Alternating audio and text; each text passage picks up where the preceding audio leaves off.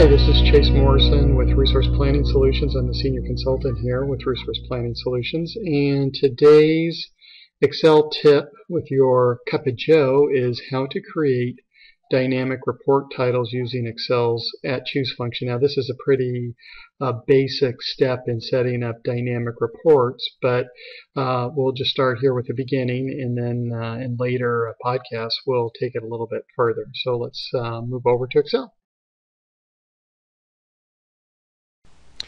Okay, so moving over here quickly to Excel, you can see that this is a template for a monthly P&L results report. And the thing that you need to kind of focus in on is this title, because this is what I'm going to be adjusting, or this is where I'm actually using the choose function. So what I've done is I put a choose function into the cell at A4, and it references the cell at E1. So whenever I change the monthly number here, which is currently 8, when I change it to 9, now I get September, and 10 will give me October. So how does this work? Well, if I go down here and I click on this cell, you can see the first part is the monthly P&L results title, and then I have an ampersand, which is kind of like a plus sign for text string. So it's basically saying join this text string to what comes next. The next part is where I'm actually using the choose function.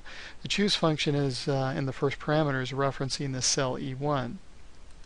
So the choose just uses whatever's at this first cell, and then it goes down this list, and it uses that number to pluck whatever's in that list. So currently E1 is 10, and so it's returning September.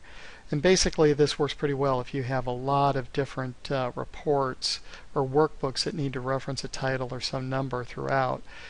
You can make it a little bit easier if you set up a name. So the way that I would set up a name for this cell rather than the way I have it currently referencing E1 is I would go over here to Formulas, Name, Manager, create a name called month end, and then I want the scope to be global, and here I'm going to have to change the cell that it's referencing to E1 because that's the cell I wanted to reference, and by having the scope workbook means it's global to the whole workbook. You can set them up to be just worksheet relative if that's what you want.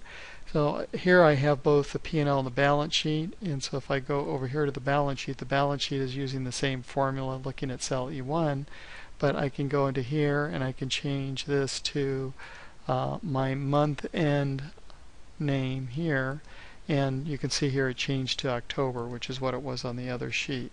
And let me go back to the P&L and just do the same changing from E1 over to the name. I'm just going to use that.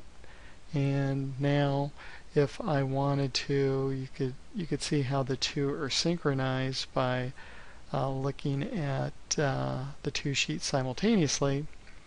So up on the top I have the P&L. This is the cell you can see here that references month end, and down here this is referencing the same cell. So when I change this to 11, you can see both the P&L and the balance sheet change. So that's basically a simple way to use the choose function to update the titles in your report. There's some more complicated ways to use choose, and we'll get into that later.